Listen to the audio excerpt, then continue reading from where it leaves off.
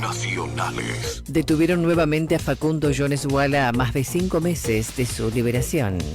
Quedó nuevamente bajo arresto tras la intervención de la Policía Federal en la Patagonia. Fue denunciado por apología del delito.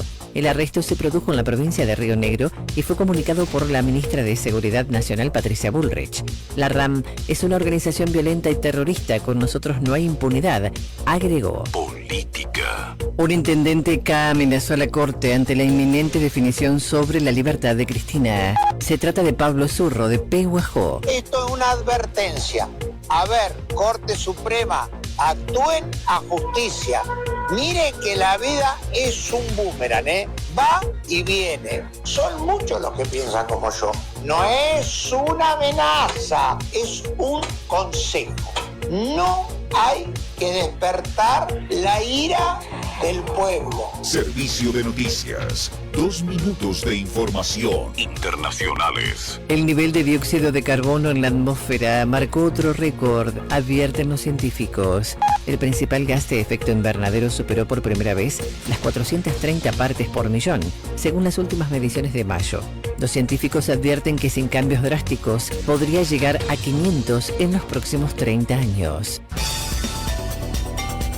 Esto fue Servicio de Noticias. 2 minutos de información a cada hora. En Onda Latina, paramos para comprar. Inicio espacio publicitario.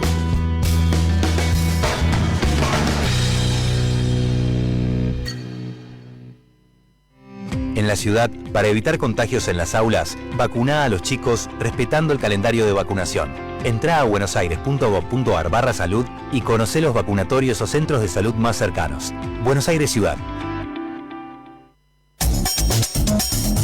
Estudio Jurídico Fernández y Pacheco. Honestidad y eficiencia. Especialistas en accidentes de tránsito, familia y laboral. Si tenés un programa de radio, un diario, una revista o manejás un medio digital, del 1 de junio al 31 de agosto está abierta la inscripción de medios vecinales para las producciones independientes radiales, gráficas y digitales en la ciudad. Encontrá toda la información que necesitas para registrarte en buenosaires.gov.ar/comunicación social. Buenos Aires Ciudad, vamos por más. ¿Sabías que Argentina es un país modelo en producción nacional de medicamentos? ¿Y que de los 231 laboratorios que hay en el país, 184 son nacionales? ¿Sabías que en la industria farmacéutica trabajamos 43.000 personas en forma directa y 120.000 en forma indirecta, produciendo 705 millones de unidades por año? ¿Y que nuestros medicamentos compiten en el mundo con exportaciones por más de $1.000 millones? ¿Sabías que constantemente investigamos e innovamos para el futuro de Argentina? Aunque no lo sepas, acá estamos, trabajando día a día para la salud de todos. Silfa, los laboratorios argentinos. Industria estratégica. Buena onda, buenas canciones, buena información. El otoño 2025, AM1010, Onda Latina. Acá suena increíble.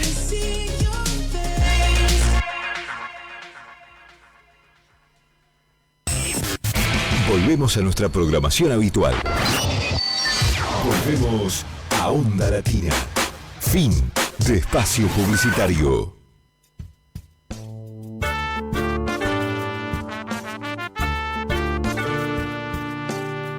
La tarde-noche está en plenitud.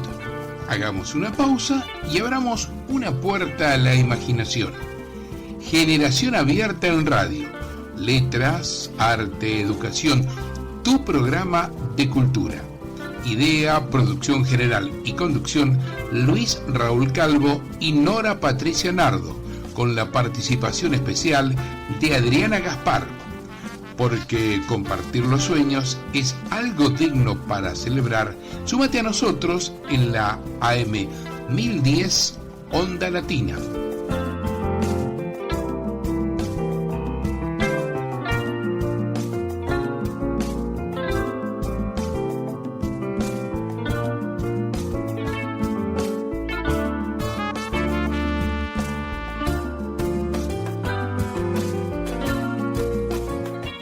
acabamos de escuchar fragmentos de la versión instrumental de la canción de Los Primeros Amores de Luis Raúl Calvo con el acompañamiento musical del maestro Oscar La Higuera. En la ciudad, para evitar contagios en las aulas, vacuná a los chicos respetando el calendario de vacunación. Entrá a buenosaires.gov.ar/salud y conocé los vacunatorios o centros de salud más cercanos. Buenos Aires Ciudad. Si tenés un programa de radio, un diario, una revista o manejás un medio digital, del 1 de junio al 31 de agosto está abierta la inscripción de medios vecinales para las producciones independientes radiales, gráficas y digitales en la ciudad. Encontrá toda la información que necesitas para registrarte en buenosaires.gov.ar/comunicación social. Buenos Aires Ciudad, vamos por más.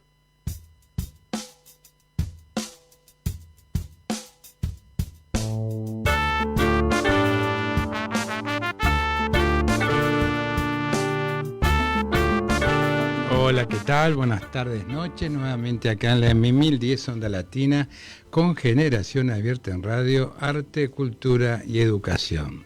Nos acompaña en la operación técnica Fabricio Guerrero, nuestros teléfonos 4372-2841 y 4372-3061. ¿Qué tal, Nora? ¿Cómo estás? ¿Qué tal? Buenas tardes a todas y a todos nuestros oyentes. Una alegría compartir un nuevo programa acá en la AM1010 Onda Latina de Generación Abierta en Radio. Lo podés escuchar por este medio, por la radio, lo podés escuchar por internet, por Facebook, por el Facebook de la radio, nuestro Facebook de Generación Abierta, el de Nora Nardo, de Luis Calvo, y también queda grabado en nuestro canal Generación Abierta, que se encuentra en YouTube. Novedades lindas, o sea, el próximo martes tenemos el Aliberti Café, espacio de arte. El martes 17, así es. Así martes es. 17 de junio tendremos el encuentro número 753. Qué maravilla, ¿eh? Contá un número. poquito. Bueno, cuento quiénes van a estar. Primero que el Aliberti ha sido declarado de interés cultural de la Ciudad Autónoma de Buenos Aires por la legislatura porteña en el año 2024. Este martes 17 a las 18:45 los esperamos a todos, como bien dijiste vos, en el bar notable La Dama de Bollini, que queda en el pasaje Bollini 2281 de la Ciudad Autónoma de Buenos Aires. En la mesa de poesía que denominamos Amadeo Gravino en honor a quien nos acompañara el ciclo desde un principio y que falleciera el año pasado, a Norberto Barlián van a estar Mariel Monente, María Cecilia Pisistelli, Vilma Sastre, Daniel Solvide y Julián de la Torre. Microaficiones en el tiempo, Susana Watt, va a estar Enrique Anderson Invert. En artes visuales, algo para compartir, la música Paco Rizos, Oscar La Higuera y Luis Raúl Calvo. En la organización, Julio Bepré, Luis Raúl Calvo, María Marta Donet, Adriana Gaspar y quien les habla. La dirección general a cargo de Luis Raúl Calvo. Bueno, Antonio Aliberti, 1938-2000 fue cuando falleció, poeta, ensayista, traductor ítalo-argentino, cofundador del ciclo que hoy lleva su nombre. Así es. Bueno, ¿qué tenemos para hacer durante esta semana? Desde el lunes 9 al lunes 16 de junio acá en Ciudad Autónoma de Buenos Aires. Hay varias actividades. Por ejemplo, tenemos La Sirenita infantil, de miércoles a viernes a las 20 horas y sábados y domingo de 15 y 17:30 horas. ¿Dónde? En el Teatro Gran Res, que está en la avenida Corrientes 857, barrio de San Nicolás. Dice, de los productores de Matilda y School of Rock llega La Sirenita. Disfrutá de la entrañable historia de Ariel, quien para poder vivir más allá de la superficie debe dejar su hogar bajo el mar. Desafiará a su padre, el rey de los mares, se escapará de los tentáculos de la malvada Úrsula y convencerá al príncipe de que ella es a quien en realidad él ama. Así que bueno, una propuesta interesante para los chicos, ¿no? Argentina, Colombia, cuando el martes 10 a las 21 horas, donde en el estadio más monumental, Avenida Presidente Figueroa Alcorta, 7597 Belgrano, llega la fecha del número 16 de las eliminatorias sudamericanas a la Copa Mundial de la FIFA 2026, que ya disputó 18 campeonatos mundiales. Se enfrentará contra Colombia para todos nuestros seguidores futboleros y no futboleros, porque es interesante siempre seguir a la selección. Claro, son las eliminatorias previas al Mundial. Si bien estamos clasificados, siempre es un gran espectáculo ver a jugar a la selección y sentir la emoción de la escaloneta. Dice, vení a alentar, no te lo podés perder. Muy bien. Sabor a Buenos Aires, gastronomía, gratis, dice. ¿Cuándo? Sábado 14 de 11 a 20 horas y domingo 15 de 11 a 19:30 horas. ¿Dónde? En el Parque Tais, que está en la Avenida Libertador 2048 en la zona de Retiro. Dice, Manuel Rivero Famá te espera con una noche inolvidable de tango en vivo en el emblemático Café Riva, Teatro de San Telmo, Buenos Aires. Promete una experiencia única con la pasión y elegancia del tango tradicional, acompañado por músicos en vivo de primer nivel y la participación destacada de Uno Pagano en bandoneón y Claudio Tejo en piano. Bueno, muy interesante la propuesta. Va a estar Toquinho. Yo me fui a la música, me fui más adelante, el miércoles 11 a las 20:30 horas. No sabía que estaba Toquinho acá en el Teatro Coliseo Marcelo T. de Alvear, 1125 en Recoleta. Una de las leyendas de la música brasileña, celebra 60 años de bossa nova en Argentina. Toquinho llega al país con una gira que recorrerá varias ciudades. El 11 de junio se subirá al escenario del Coliseo, acompañada por Camila Faustino y su banda. Promete ser un viaje musical lleno de emociones, ritmo y pasión. Después hay otro evento que se llama Black Up News Sensation, de miércoles a domingos de 10 a 20 horas hasta el 29 de junio en la Rural, Avenida Santa Fe y Tames, Palermo. Vuelve el fenómeno del arte inflable con una propuesta renovada para que te diviertas a lo grande. Sensación, un recorrido lúdico inmersivo con diferentes puestas artísticas que combinan tecnología de vanguardia, creatividad artística y una conexión emocional única. Está diseñado para que disfruten grandes y chicos. Muy bien. Bueno, vamos a ir al espacio musical. Ricardo Héctor Reyes, cariño grande para su mamá Dora. Hoy cerramos por lo menos esta primera etapa con el dúo Pastoral. Nos acompañó durante varios lunes con emblemáticos temas de aquellos años 70. Prórroga de la Tierra por Pastoral. Y luego tendremos en Adriana Gaspar en Artes Visuales también una interesante entrevista justamente a un artista que está exponiendo el Museo de la Mujer acá en Ciudad Autónoma de Buenos Aires. Así que adelante primero con la música, Fabricio.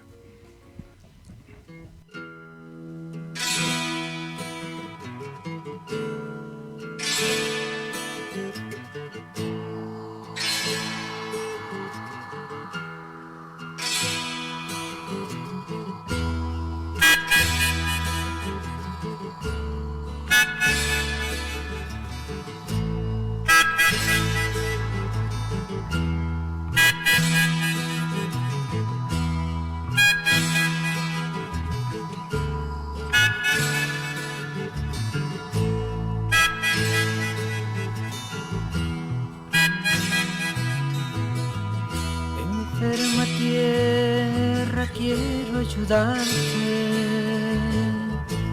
a sanar tu vientre, colmado de seres que te abruman desde hoy y siempre. Dicen que amo toda mi piel verde y natural.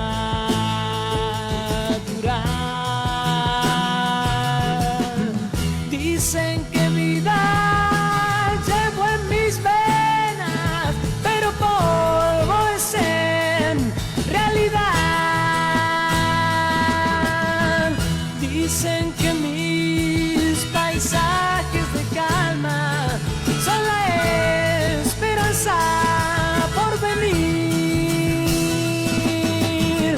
Yo grito pasos, calma no existe mientras sea la ley destruir.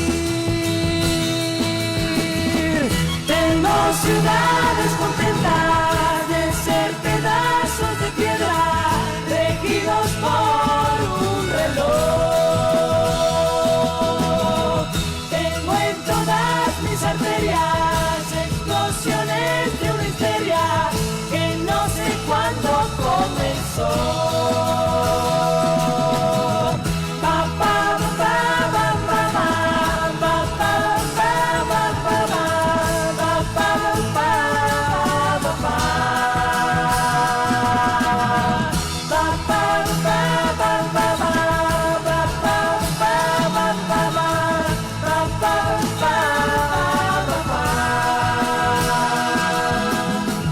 Te pido tierra que nos des tiempo a sanar tu vientre, colmado de seres que te abruman desde hoy y siempre. Digo que amo toda mi piel verde natural.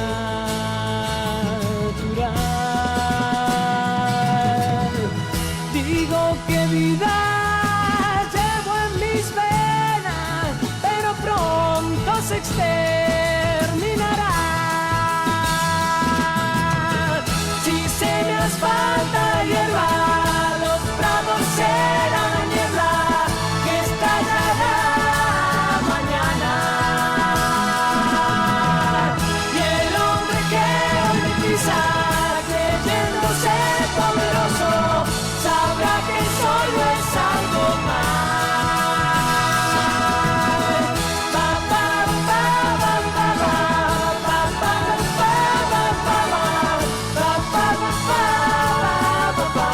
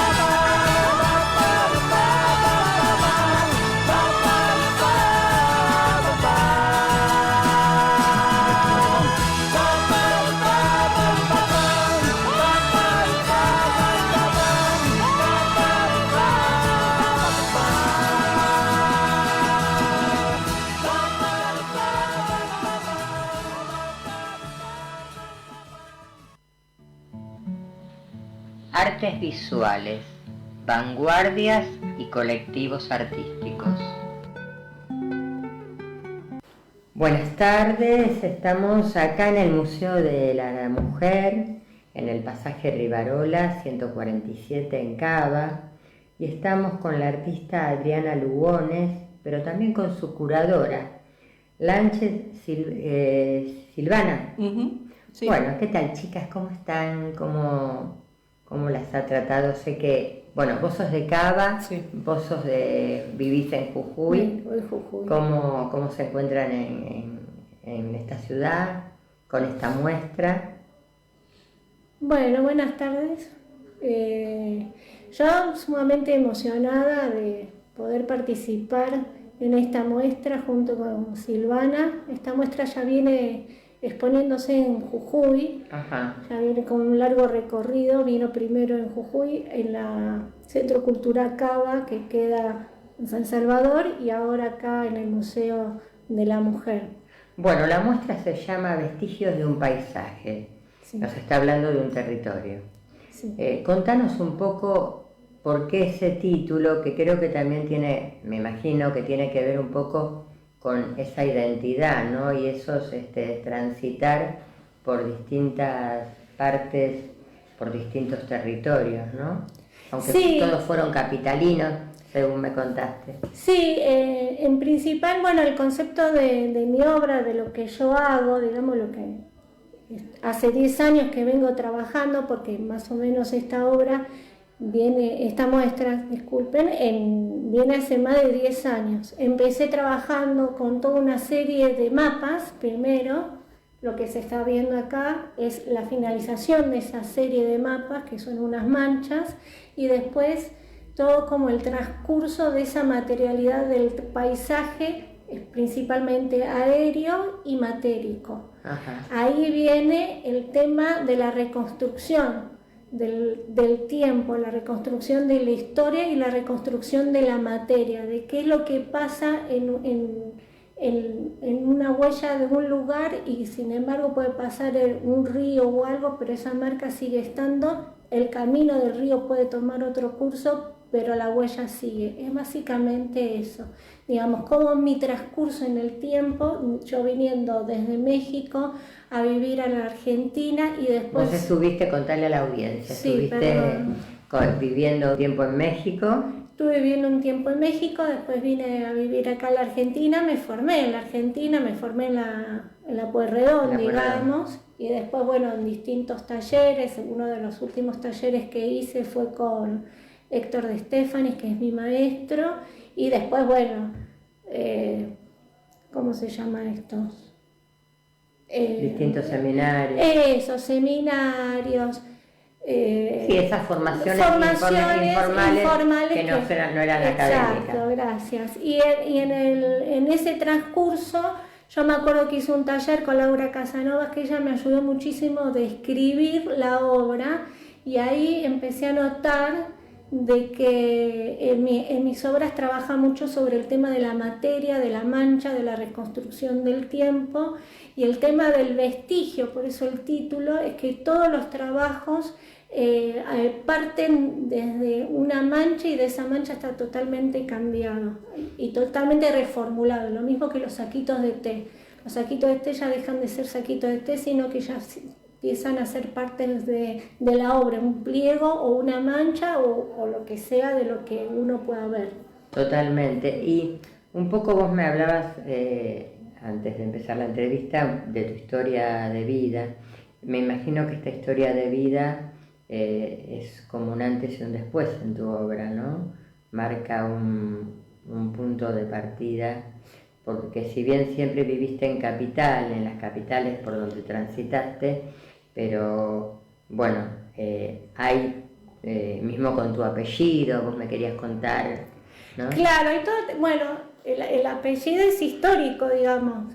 Al ser Lugones, de venir de la familia de los Lugones, si bien ellos escriben, yo dibujo. Claro. Ese sería como la unión de las almas. Claro. El vínculo, la conexión. Entonces yo dibujo a través de la imagen, escribo a través de la imagen, y al mismo tiempo estoy bordando a través del bordado que yo hago a través del papel. Es básicamente como si fuera una escritura. Y como bordo es como yo dibujo. No es que hago grandes bordados, sino que en este momento mi vínculo con el bordado es el escribir como si yo estuviera con un lápiz. Con un lápiz, sí. Es muy intimista. Hay parte de tu obra que es muy intimista, es muy delicada, es muy suave, suave en el buen sentido, ¿no? En el que uno se puede cobijar. Sí. Y además este cruce que tenés con la materialidad, sí. ¿no? Con este bordado, con los papeles, distintos papeles, sí. La hace muy, muy rica y muy interesante y refleja un poco lo que vos decís. Sí. Perdóname, no justo que me hiciste acordar con eso que lo que a mí más me gusta de todo ese mundo intimista es también jugar con la fragilidad y con la resistencia. Ajá. El papel puede ser algo muy frágil, pero al mismo tiempo es sumamente resistente. Y el papel también se puede reconstruir. Digamos, uno puede agarrar el papel o lo desmenuza y lo puede después hacer de vuelta una hoja o una escultura blanda. Y de vuelta lo puedes romper, tirar y lo puedes volver a reconstruir. Eso tiene algo que ver también, conlleva el tema del apellido, como yo llevo el apellido, es cómo yo me siento y cómo reconstruyo mi historia. Claro. Si soy parte de los Lugones históricos o en los Lugones de ahora. Claro. Soy un Lugones, pero ¿dónde te ubicas? Pero de dónde yo me ubico. Totalmente. Y algo interesante que dijiste al principio es una obra que estuvimos trabajando, nombraste a la curadora. Es muy interesante porque hablaste en plural, que pocas veces se hace, como pocas veces viene la curadora a los encuentros de amigas. Vino en el último encuentro, vino Micaela Fernández de Arriba, que fue la curadora de Safo, Sandra de Barracas, o Safo de Barracas, perdón. Y vos, la segunda curadora, y estás aquí en la entrevista. Entonces me gustaría preguntarte cómo fue ese trabajo, aunque vos en el flyer apareces como coordinadora. ¿Por qué apareces como coordinadora y no como curadora? En realidad es coordinadora de la charla que va a haber mañana. Ajá. Pero aparezco como curadora y aparece el texto también. ¿Y cómo fue ese? ¿Fue un trabajo que empezó, ese trabajo se entretejió antes de plasmar la obra o mientras la obra empezaba a gestarse ya estaban trabajando juntas? En realidad, ahora recuerdo que hace un tiempo Adriana mostró en Tucumán. Sí. ¿Te acordás? Sí. ¿Qué año fue eso? 2013. 2013. Nosotros hacía un par de años que ya nos conocíamos y yo fui también, estuve ahí, pero esa muestra era de mapas. Ella, su trabajo, que lo nombró recién, intervenía guía Filcar. Ajá. Y los intervenía también con tinta, con manchas. Y esto nuevo es donde ella introduce la materia orgánica. Digamos que estuve de alguna manera, pero a la distancia, digamos, claro, ¿no? Sí. Pero vi ese proceso. En Jujuy, vos viviste en Buenos Aires. Pero también de charlas, de conversaciones, de planteos, digamos, de intercambio de libros. Siempre estuvimos como en conexión y cuando vos hablabas de que yo trabajo como es un trabajo intimista, que es verdad, eso además me interesa que sea así, no busco. Me gusta que el espectador vaya y se entre y que explore y se minuse y que encuentre lo que encuentre, porque también tiene un poco de juego con eso. Y con ella jugamos hablando, charlando y también me ayuda a poner en palabras algunas cuestiones. A mí me parece súper interesante. Hay algo que bueno, esto de que Adriana nació en el exilio, sí. Es hija de una generación de nuestro país, de una parte de nuestra historia que para mí es que se tuvo que exiliar. Volvió en un momento en plena dictadura, pues ya tenía 4 años. ¿Volviste en plena dictadura? ¿Y volviste en la contraofensiva o no? En el 84 volví. No, ya volvió con el advenimiento de la democracia. Yo pensé que era perdón. Bueno, volviste en el 84. Pero ahí, sí. Eso no podemos. Bueno, la verdad que la entrevista está muy interesante y me gustaría que le hiciéramos en 2 partes. Digo 2 partes porque se nos está terminando este tiempo para el primer programa, pero podemos generar una segunda parte para otro programa y que sigas un poco contando, ¿no? Y aclarar un poco bien esto que quedó dudoso de cuando ella llega con su familia a Argentina.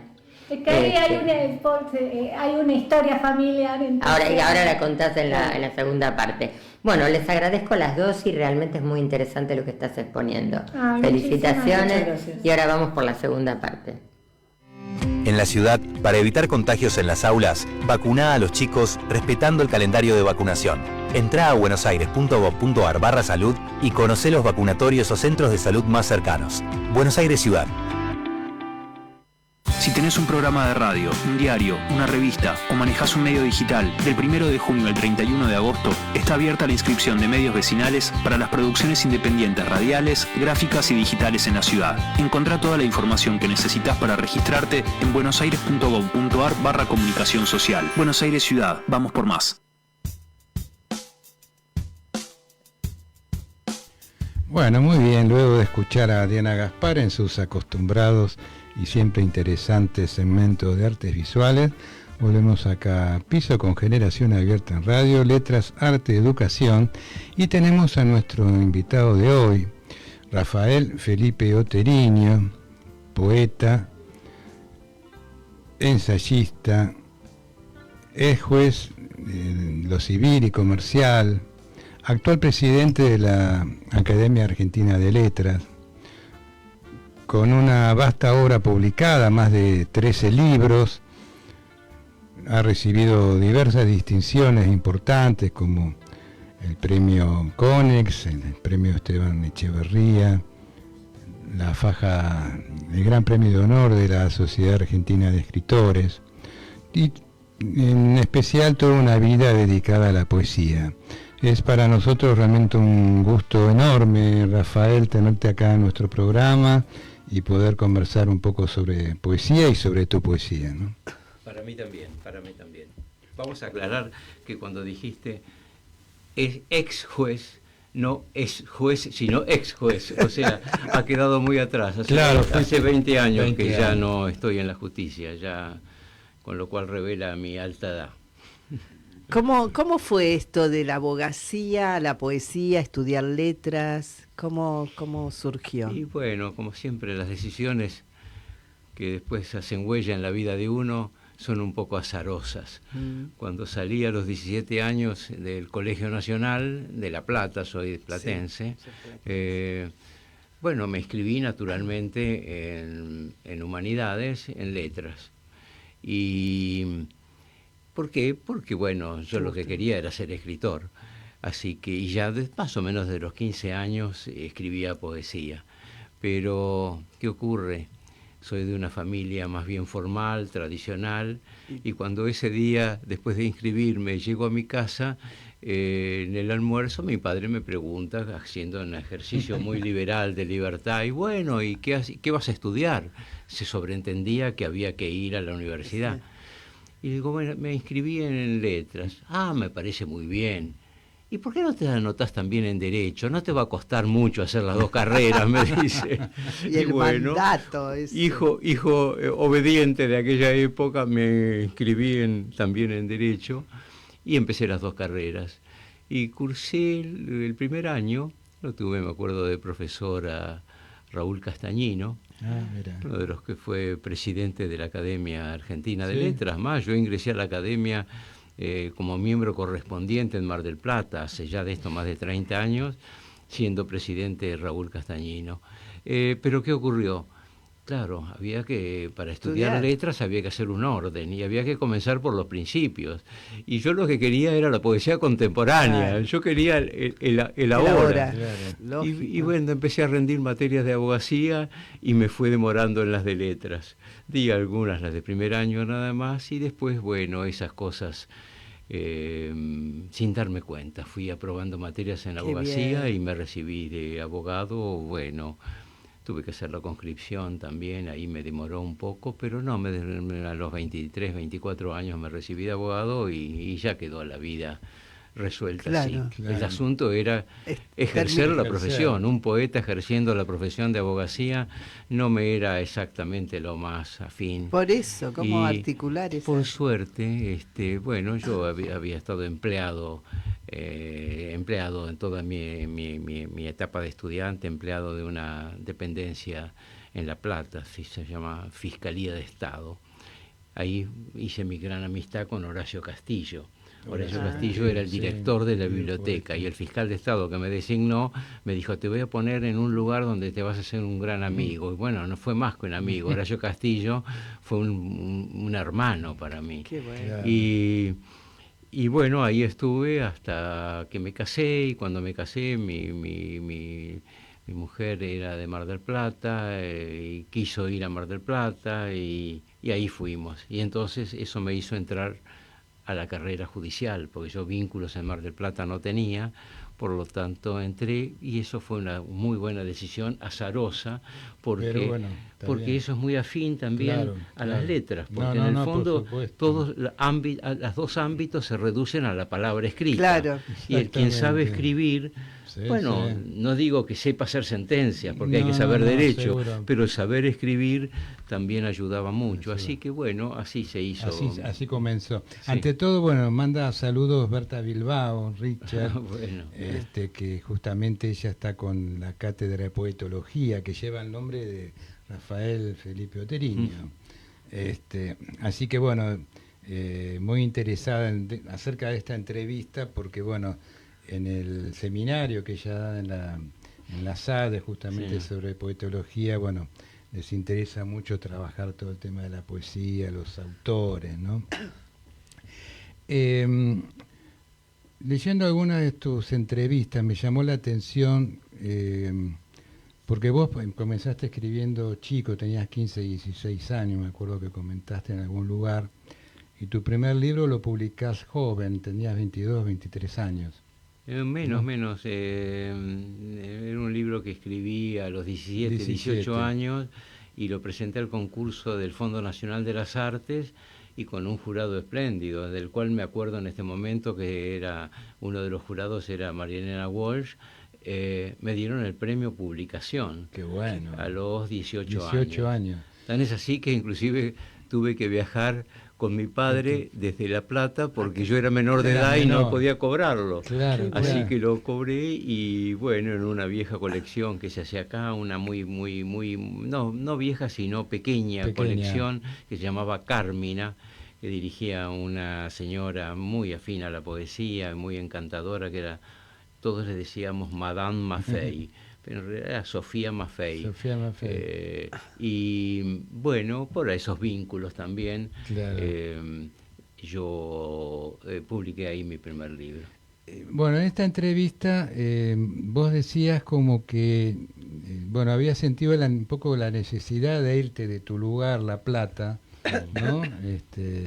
Te radicás en Mar del Plata a los 20 y pico de años. Quizá un poco también por esto de que en La Plata te conocían mucho, eras muy conocido por el hecho de que ya había un nombre en relación a tus padres, abuelos, ¿no? Y era como que querías construir tu propio destino vos, ¿no? Y de alguna manera lo fuiste construyendo a partir justamente de tu propia poesía en un lugar que no eras tan conocido como La Plata, ¿no? Me refiero a Mar del Plata, donde te radicás. Sí, en La Plata me era muy fácil, porque ahí llegó en la época de la fundación de La Plata, 1882, llegó mi bisabuelo, y ya mi abuelo ya era platense, y mi padre y yo, tercera generación platense. Pero el hecho de... me hubiera quedado en La Plata, en realidad la he extrañado y la extraño desde hace 54 años, que es cuando me fui, pero... también fue providencial eso de irme de un lugar que me era muy cómodo, muy algodonoso. Saliste de tu lugar. Entonces, me exigió sacar fuerzas que yo no sabía que tenía. Claro. Hacerme solo, el contacto con una naturaleza completamente distinta, como era la del mar. Yo el mar lo conocí grande, porque nosotros teníamos una quinta en Citibel, muy cerquita de La Plata, y los veranos íbamos ahí, o sea, claro. que yo más bien sentía que me estoy perdiendo algo grande, porque todos los compañeros míos del colegio iban al mar, y yo me iba al campo. Pero en ese momento el Citibel era campo, y teníamos caballos y una granja y qué sé yo. Y después, pasado el tiempo, me di cuenta, qué maravilla fue eso.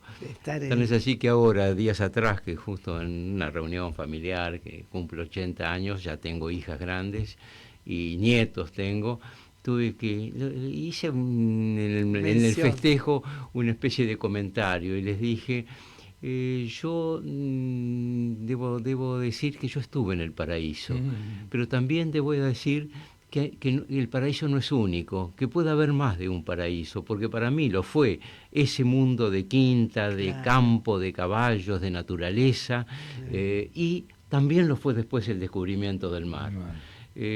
O sea que a veces... El mar es amado por muchos poetas. Sí, claro. Pero acá fue el amor que lo llevó al mar. Sí. ¿No? Tu señora. Sí. Si bien mi primera mujer, la madre de mis hijas, vivía en el Mar del Plata, pero era también de origen platense, porque era descendiente de un poeta, el poeta más icónico de La Plata, que es López Merino, Francisco López Merino, y ese era el apellido de ella. Claro. O sea que fue muy curioso, cuando uno es joven a veces, inclusive los matrimonios a veces se arman familiarmente. Por afinidades. No hace mucho tiempo se publicó una antología justamente con... no me acuerdo exactamente el nombre, no sé si es antología esencial, pero que recoge poemas del año 66 al 2023. Ah, mío, sí, se llama Antología Personal. Contanos un poquito cómo... Bueno, sí, no es la primera antología en la que yo estoy, pero sí es la más completa. Hubo 2 o 3, alguna primera antología la hizo el Fondo Nacional de las Artes, en esa colección que en alguna época dirigió, o por lo menos el que la fomentó la creación fue Horacio Salas. Y después hubo otra antología en La Plata y alguna otra más, pero esta es la más completa porque están todos mis libros publicados. ¿Y esta la hiciste vos? La última. Sí, porque esto es un proyecto de Eduardo Álvarez Tuñón, que dirige en la editorial, en la colección El Zorzal, y se le ocurrió la idea de hacer antologías personales. Claro, muy bueno. Y realmente es interesante porque lo personal es muy llamativo. Ahí salió una primera de Horacio Salas, salió alguna también, antes que la mía, de Santiago Silvester, y después ha salido la mía, y debe estar por salir alguna otra, pero realmente ha sido notable porque me han dicho, inclusive en la editorial, que ha sido el bestseller para ellos, que se ha vendido mucho, que es rarísimo.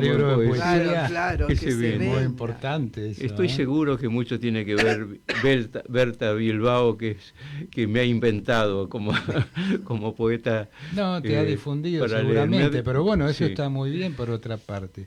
¿Y cómo sentís vos que se ha ido construyendo tu poesía a lo largo de los años?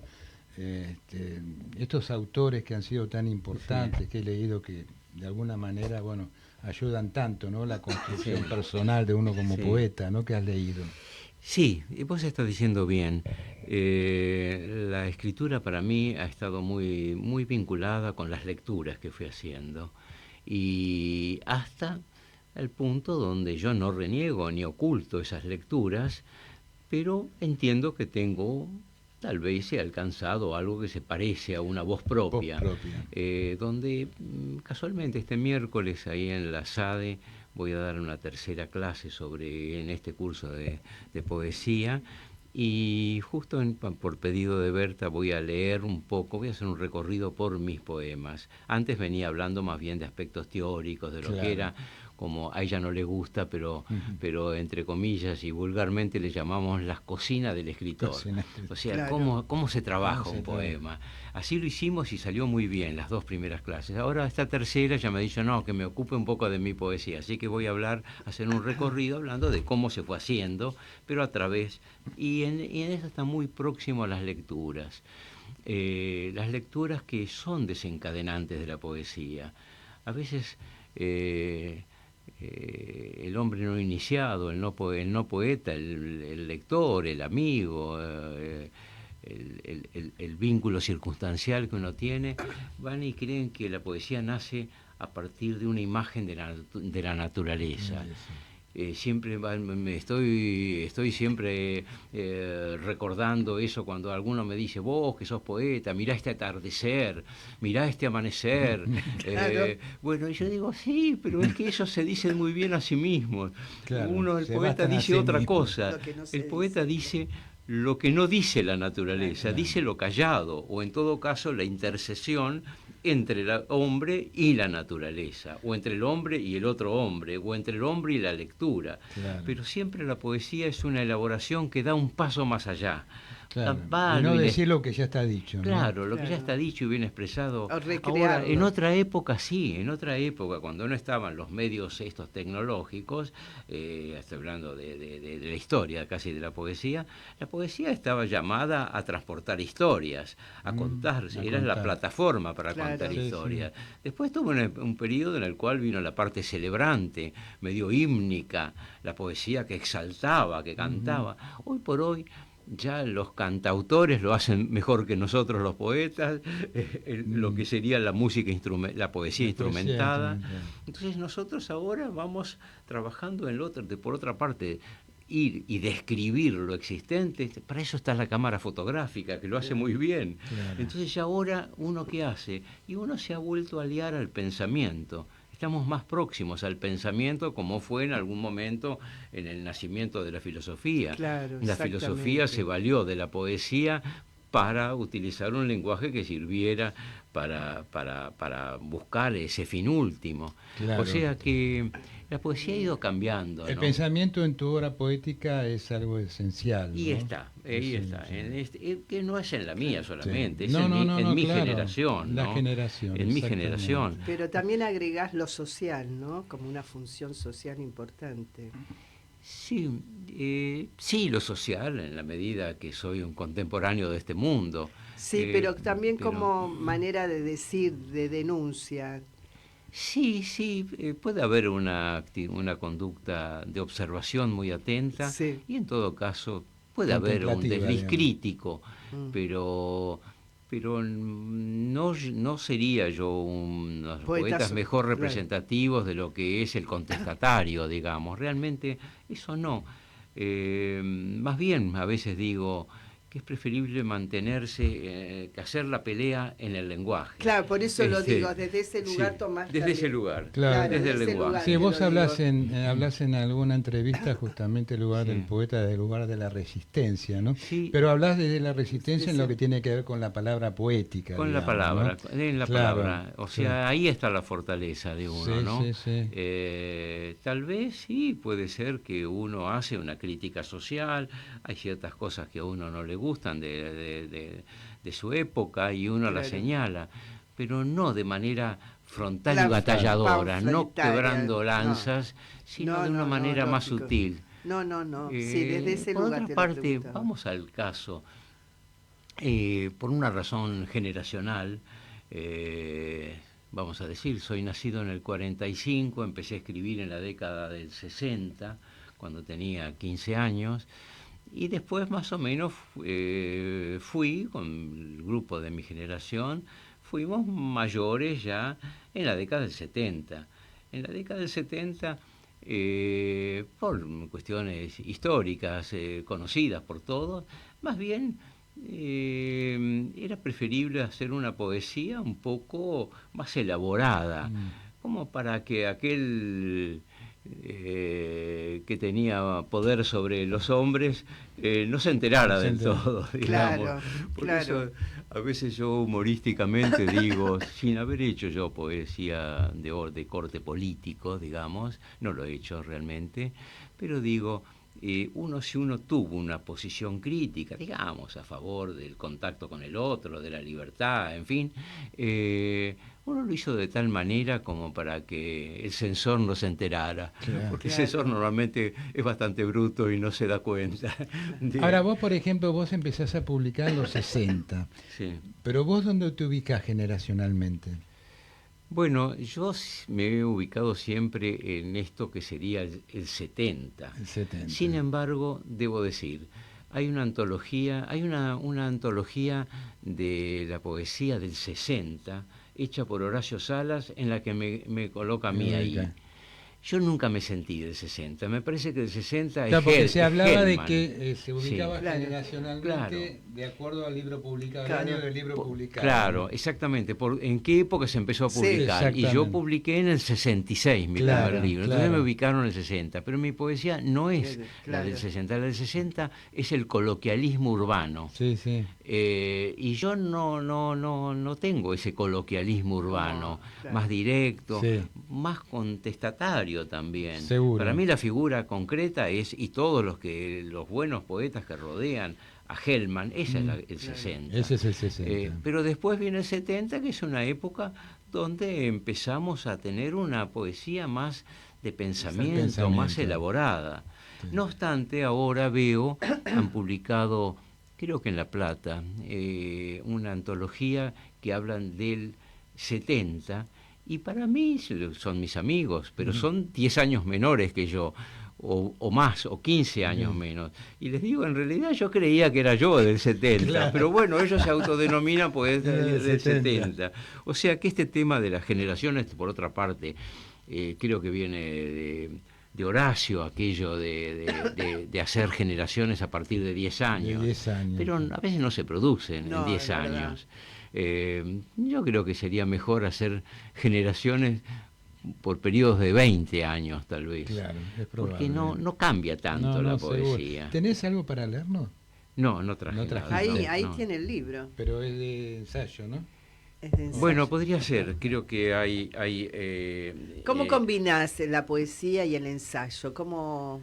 Bueno, cómo va este tema surgiendo? también tiene que ver un poco con que yo he vivido en trabajos no literarios, como decíamos recién, o sea, Claro, he como sido juez, he estado funcionario, he sido profesor de materias de abogacía, derecho civil, he estado en un mundo también laboral en el que no había exactamente poetas, sino otro orden Claro. de actividad intelectual.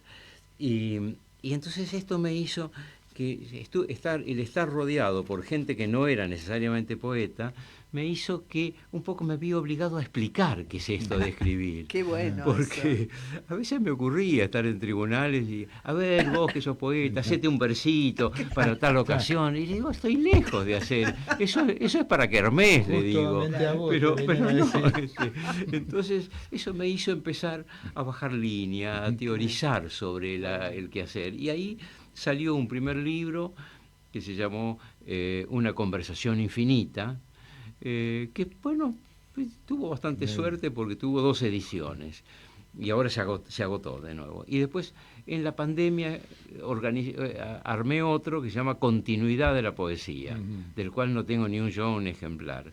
Y después armé un tercero, están hechos en la editorial de Carlos Pereiro, es un editor Carlos de Pereiro. Ediciones Chicas, pero Sí, era Ediciones del un Doc. gran editor, Claro. Ediciones del Doc. Se nos dejó lamentablemente hace Sí, poco. que murió este año, ¿no? Sí, sí. Y bueno, y ya el año pasado se lo entregué a él, este libro, que es de nuevo una recopilación de ensayos sobre poesía y algunos, lo que yo llamo ejercicios de admiración, o sea, algunos artículos en los que muestro la admiración que tengo por lo que sería mi canon, los poetas que yo he transitado.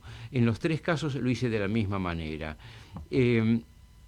Bueno, en este que lo armé en su momento el año pasado, en el verano o a fines del otro año. Salió, se lo entregué a Pereiro el año pasado, salió y bueno, ya él no pudo ocuparse como para distribuirlo porque ya estaba mal y bueno, y me auxilia ahora este libro porque yo no tengo tanta memoria como para recordar mis poemas de memoria. Por otra parte, tal vez debe ser esta falta de memoria de mis propios poemas, y es que yo corrijo permanentemente.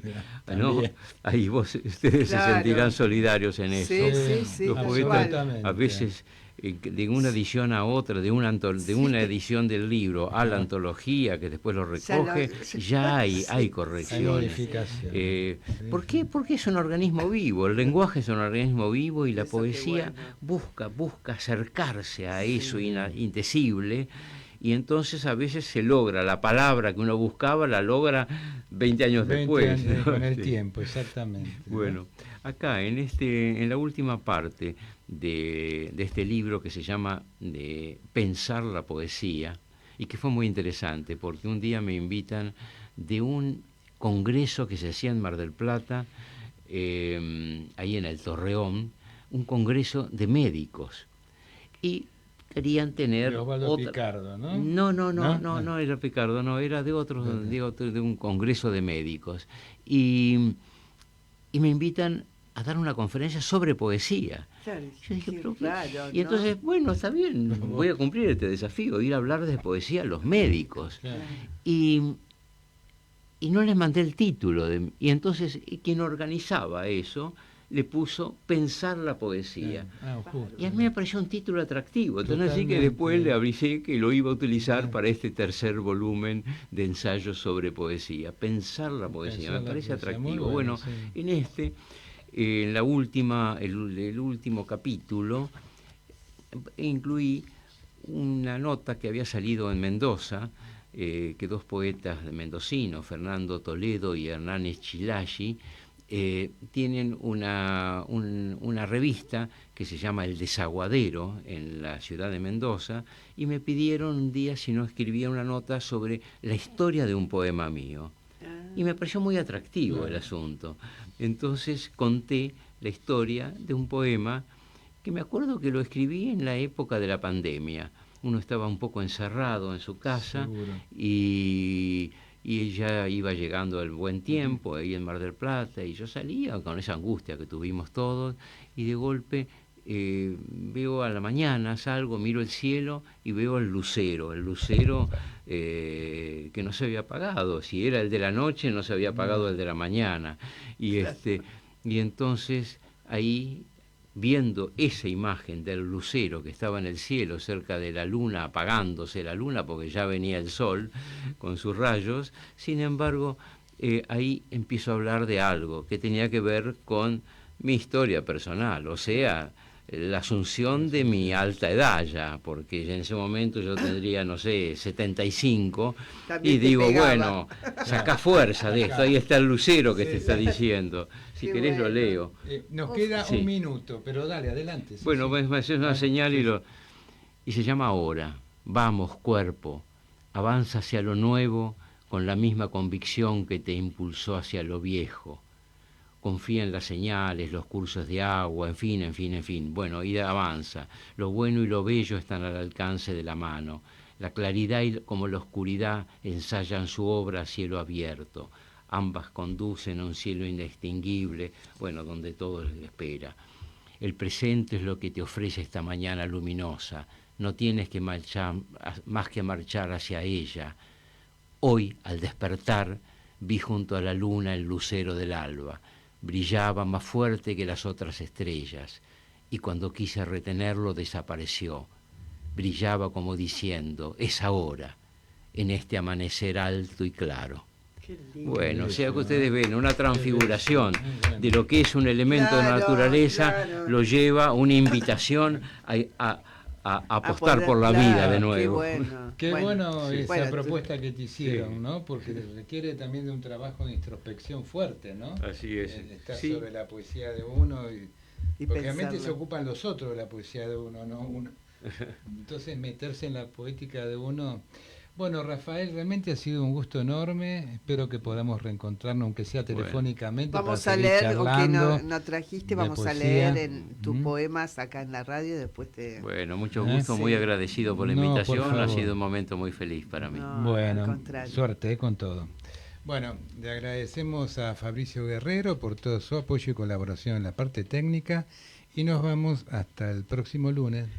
Recordando que compartir los sueños, los propios, los extraños, sería, por cierto, algo digno para celebrar. Muchas gracias.